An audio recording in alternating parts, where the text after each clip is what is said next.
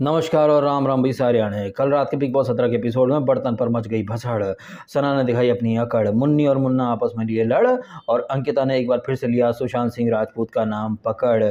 वैसे तो big boss 17 में बाहर की बातें करना अलाउड नहीं है, लेकिन अंकिता लोखंडे अक्सर सुशांत पर हमें प्राउड है, सुशांत पर हमें गर्व है। सुशांत वो उसने सपने लिखे थे, मैंने उसकी डायरी देखी थी।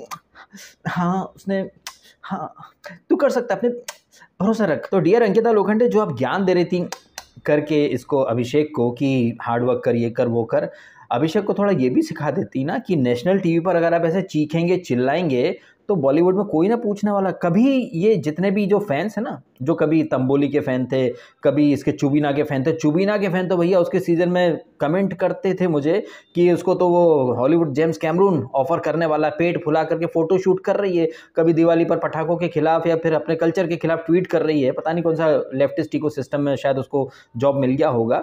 तो ये चुबीना हो या फिर जो पीछे के कंटेस्टेंट के जो सो कॉल्ड हिस्टोरिकल विनर्स रहे हैं या फिर जो फाइनलिस्ट रहे हैं, उनमें से किसी को भी क्या बॉलीवुड में कोई बहुत बड़ा काम मिला है क्या जो इसको अभिषेक को काम मिल जाएगा? सलमान खान अक्सर कहते फिरते ना, पिछले सीजन की कौन थी वो महान ट्रू रियल बलिदानी, सबसे रियल वाली, उसका अरे वो तो एक पिक्चर करी थी ना शाहरुख के साथ, डंकी। डंकी का ट्रेलर आया है, लेकिन हमको तो ढूंढने से भी कहीं उसमें प्रियंका दीदी दिखाई नहीं दी। और कौन सा था यार वो, श्रद्धा कपूर के साथ एक ऐड भी मिला था। मिल गया क्या? क्योंकि हमने तो न टीवी पर वो ऐड देखा, न कहीं सोशल मीडिया यूट्यूब कहीं वो ऐड नहीं आया। तो कहाँ है वो ऐड?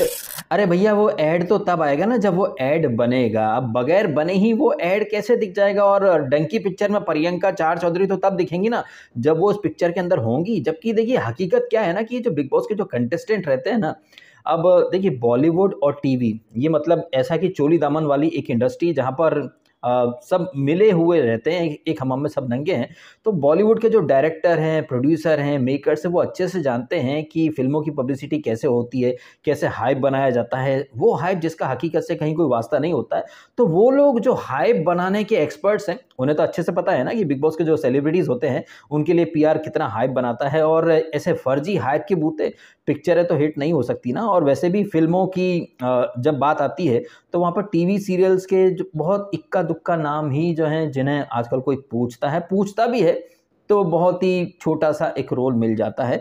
अब ऐसे दौर में ये अभिषेक कुमार बड़े-बड़े सपने देख रहा है, चलो ठीक है, हम अपनी तरफ से शुभकामनाएँ देते हैं, लेकिन जो हरकतें अभिषेक कुमार करता है, चीखता है, चिल्लाता है, ऐसी हरकतें हैं पीछे की सीज़न में काफ़ी सारे कंटेस्टेंट करते रहे हैं। तो सलमान खान क्या बोलते थे? दिस इज़ अनप्रोफेशनल बिहेवियर, बाहर ऐसे लोगों के साथ कोई काम नहीं करता। तो अंकिता लोखंडे थोड़ा-सा बता देती हैं इसको, अभिषेक को, कि ऐसे नहीं, कि ऐसे नहीं, कि ऐसे नहीं, हाँ, ऐसे करके थोड़ा ज्ञान देती ना, उसको रियलिटी चेक देती कि ऐसी हरकतें करेगा तो तुझे बॉलीवुड तो छोड़, टीवी में भी कोई काम नहीं देगा। गजब बेइज्जती है। एनीवेज, जिस तरह से अंकिता ये सुशांत का नाम वापस से ड्रैग कर रही थी, आई थिंक इट्स इनफ यार, ये बंद कर देना चाहिए। और बंद करने से मुझे याद आया कि ये जो बिग बॉस के घर के अंदर वो जो बच्चे बच्चियों का जो खेल होता है ना, आई एम श्योर आप जब छोटे होंगे तो आपने भी वो छोटे छोटे घर घर नहीं होते थे। मुझे तो याद आ रहा है, हम इंदौर के पास तिल्लौर में जब पापा जी का क्वार्टर था, हम बड़े छोटे थे, तो रेती जब आती है ना, जब घर बनाने के लिए, तो रेती में हम लोग पैर घुसेड़ करके रेत का घर बनाया करते थे। और आजकल बीच वगैरह पे वीकेंड पर, संडे पर जब भी कभी जाता हूँ, दिखता हूँ, देखता हूँ, तो काफ़ी सारे छोटे छोटे बच्चे रहते हैं, वो छोटे छोटे घर बनाते हैं, गड्ढे बनाते हैं। ये घर घर खेलना, ये मेला धल, ये तेला धल, ये सब बचपन में अच्छा लगता था। अब हम सब बड़े हो चुके हैं, लेकिन बिग बॉस हमें वही दिखाना चाहता है, यहाँ मैं घल घल खेली, आज मेरा मूड नहीं है तो मैं बर्तन नहीं धोऊंगी। ओ माय गॉड, तूने बर्तन नहीं धोए? बर्तन में मच्छर आ गए हैं, गंदगी है। बताइए भैया, बर्तन पड़े हुए हैं, गंदगी पड़ी हुई है, कोई साफ नहीं कर रहा है। और ये तब है जबकि 2 वीक पहले ही बिग बॉस ने स्वच्छता अभियान चलाया था घर के अंदर, कंटेस्टेंट को रियलिटी चेक दिया था कि आप कितने अनहाइजीनिक हैं, ये हैं वो हैं। लेकिन ये कंटेस्टेंट क्या है, चिकने गड़े हैं, किसी के कान पर जूं नहीं रेंगता है। जब आपको दिख रहा है कि बर्तन पड़े हैं तो धो लो ना, क्योंकि आप में से किसी को भी तैयार होकर के जॉब पर तो जाना नहीं है, कोई फ्लाइट पकड़नी नहीं है, किसी को शूट पर जाना है नहीं। वहीं पर यानी कि बिग बॉस के घर में आराम से पैर पर पैर रख के ऐसे करके, आज आसमान काफी अच्छा है, नीले ब्लू है, पानी पानी पानी पानी पानी, मतलब ये सारी चीज़ें होंगी। उसके बाद बोल देंगे उसने काम नहीं करा। भाई करना क्या है, पैर पर पैर रख करके पसर के बैठना है, लेकिन दूसरे से काम करवाना है। तो आप देखें कि बिग बॉस के जो कंटेस्टेंट की मेंटेलिटी क्या है, एक भेड़ चाल। अगर एक बंदा कुछ नहीं कर रहा है तो सब टूट पड़ेंगे कि तू कर तू कर तू कर तू कर। अरे तुम कर लो ना भाई, सदी का सबसे बड़ा मेगा स्टार आकर के वहाँ साफ कर चुका है। आप लोग मतलब मैं ये अरुण कहें या मुन्नी बदनाम या फिर मनारा, हालांकि अंकिता ने बाद में बर्तन धोए, और रिंकू चौधरी तो भैया सबकी मुखिया बनी फिर रही हैं। काफ़ी अच्छा मौका था यहाँ पर ब्राउनी पॉइंट्स कमाने का कि चलो वो नहीं कर रही है, हम कर लेते हैं टीवी पर, हम तो अच्छे दिखेंगे ना। लेकिन नहीं, वहाँ पर तो होड़ मची थी कि चलो चलो कौन सना पर चढ़ रहा है, हम भी चढ़ेंगे हम भी चढ़ेंगे हम भी चढ़ेंगे। जबकि ये बात तो सबको पता है कि सना जब जब नॉमिनेशन में आती है वो बौखला जाती है, या ये कहें कि नॉमिनेशन में आने के बाद तांडव करने का या फिर बौखलाने का एक एक्सक्यूज़ मिल जाता है उनको, और फिर आप देखते ही हैं वो सेंटर ऑफ अट्रैक्शन बन जाती है। तो सना के जो भी इक्का दुक्का फैन होंगे वो कहेंगे यार the show was revolving around Sana, Sana is the TRP queen, Sana the loan tigress, Sana versus all हो गया। खैर ये जो सना थी ना, इसको बिग बॉस ने कल बुलाया और बिग बॉस ने सना को वही लॉलीपॉप दिया है ना जो कि पिछले सीजन में उसको दिया था। अरे कौन था यार वो, ऋतिक की सस्ती कॉपी, अरे गौतम विग करके। कल जो कुछ हुआ ना यार, आप यकीन करें ना करें, कल जो कुछ भी चल रहा था मेरे जहन में पिछले सीजन का वो एपिसोड चल रहा था जहां पर गौतम विग को कैप्टन बनाना चाहता था बिग बॉस। एक हाथ कैप्टनसी ले, एक हाथ घर का राशन दे, और उसके बाद जो 500 रुपए कटने की ओवर एक्टिंग करी थी ना अर्चना, गौतम, साजिद खान सबने, अरे हमारे मुंह का निवाला छीन रहा है, अरे हमारे हक का खाना छीन रहा है, ये छीन रहा है, वो छीन रहा है, वो छीन रहा है, वो छीन रहा है। अरे लेकिन इन सबके दौरान ना मेरी फेवरेट निम्मो, हाँ ऐसे तो मैं बड़ा सख्त हूँ, लेकिन निम्मो को उस लुक में देख करके मैं भी फिसल गया था। निम्मो क्या कतई चुम्बेश्वरी जहर लग रही थी ना यार, सच में यार। निम्मो की वो छवि मेरे वाइफ नहीं है, बाद में देखेगी, जूते पड़ेंगे, क्या बोल दिया। वैसे ये बात तो आप भी मानेंगे कि निम्मो ना उस पर्टिकुलर सीक्वेंस में काफ़ी जहर लग रही थी टोपी ओपी लगा के, लेकिन वहाँ पर लाइमलाइट चुरा करके ले गई थी अर्चना गौतम, हमारे हक का खाना छीन लिया, ये छीन लिया, वो छीन लिया।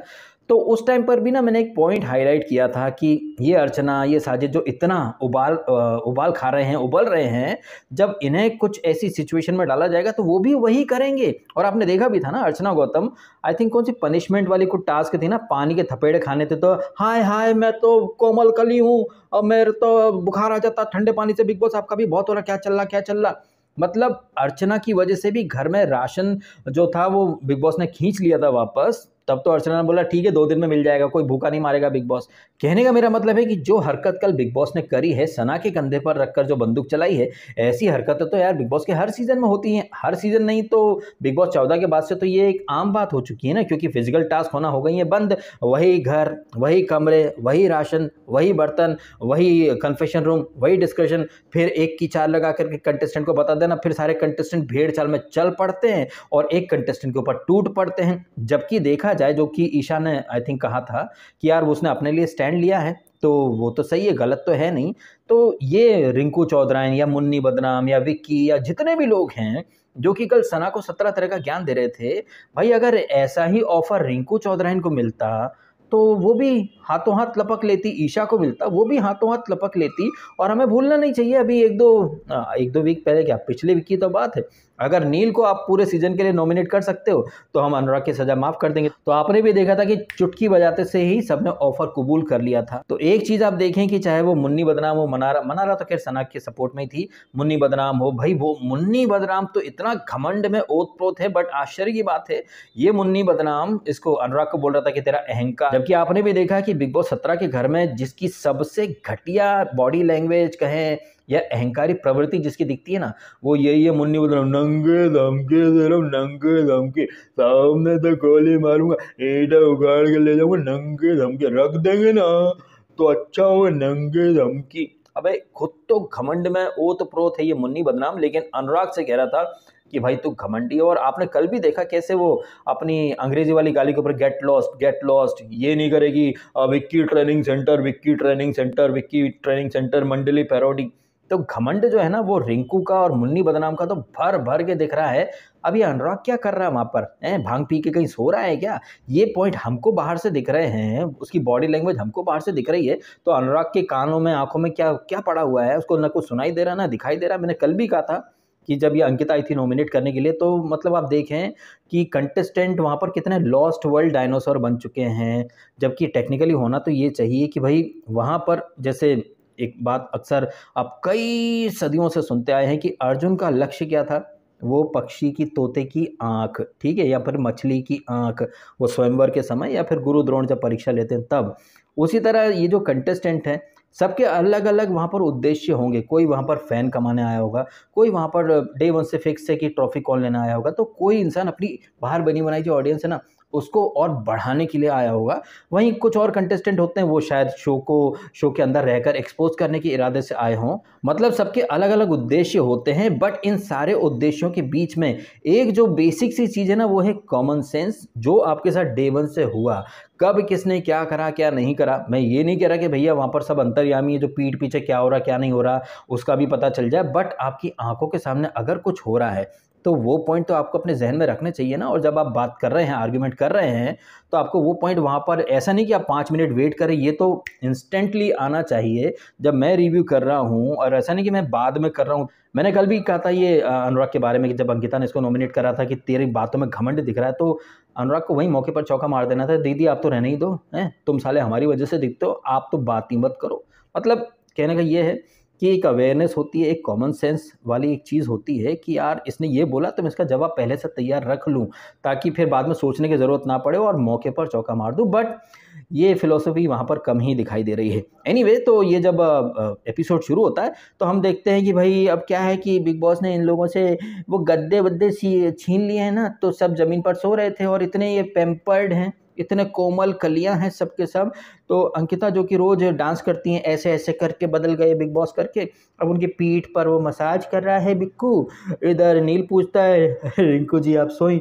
हाँ नींद तो आ गई थी लेकिन यूज टू हो जाएगा।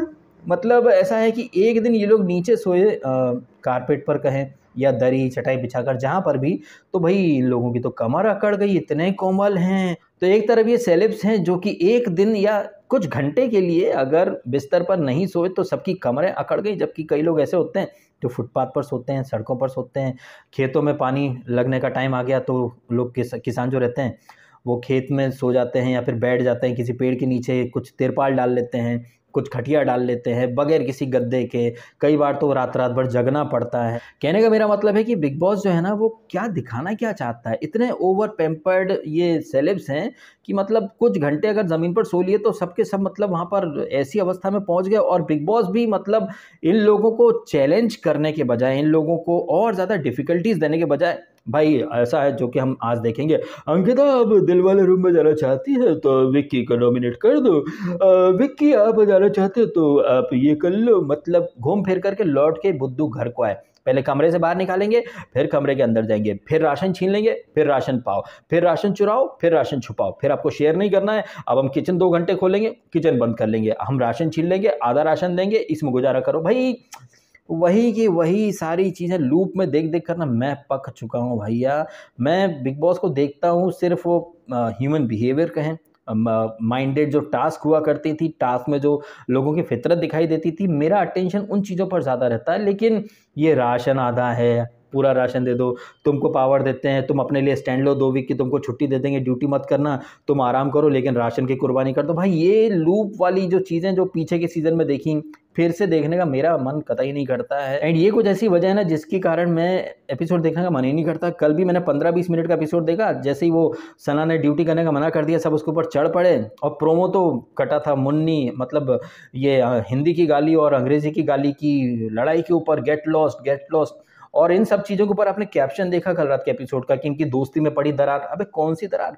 ये सीज़न चल रहा है 17 यानी कि 17, और 17वें सीज़न के अंदर कम से कम 70 बार, यानी कि 17 नंबर के सीज़न में 70 बार दरारें पड़ चुकी हैं मुन्ना मुन्नी की दोस्ती के अंदर। ऐसा भी नहीं कि हर दूसरे तीसरे एपिसोड में ये मुन्ना मुन्नी लड़ते हो, हर दूसरे तीसरे घंटे में ये लड़ते हैं, फिर पैचअप करते हैं, फिर लड़ते हैं, फिर पैचअप करते हैं। तुमने मुझे हर्ट कर दिया, गेट लॉस्ट, तुमने हर्ट कर दिया, गेट लॉस्ट, तुमने हर्ट कर दिया, गेट लॉस्ट। अच्छा तो तुम मेरे से ऐसे बात करते हो, मैं नॉमिनेटेड थी, तुम आए नहीं मेरे पास, अच्छा तो तू जा।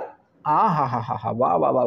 फिर कन्फेशन रूम में बिग बॉस चिंकी को और मनारा को बुलाता है, उन्हें ट्यूशन देता है। मैं सही बता रहा हूँ यार, ये सब पकाऊ चीज़ें देख कर ना मेरा दिमाग एकदम पक जाता है और मैं वहीं की वहीं चीज़ें बंद कर देता हूँ। काफ़ी सारी चीज़ें और भी हुई होंगी एपिसोड में, मैं ये नहीं कह रहा कि नहीं हुई होंगी, लेकिन मैंने बहुत सारा पोर्शन या तो म्यूट कर दिया था। ये चीख पुकार चिल्ला चौट और दो लोग झगड़ रहे तो अभिषेक बीच में कूदेगा, आपने ऐसा कैसे बोल दिया, वैसा कैसे बोल दिया। भाई मैं ये भसड़ देखने में मेरा कोई इंटरेस्ट नहीं है और इससे ज़्यादा मैं और क्या बोल सकता हूँ भाई। 21 तोपों की सलामी उन लोगों को जो ये फेक फाइट्स और भसड़ देखते हैं, फिर 3-3 4-4 घंटे डिबेट करते हैं।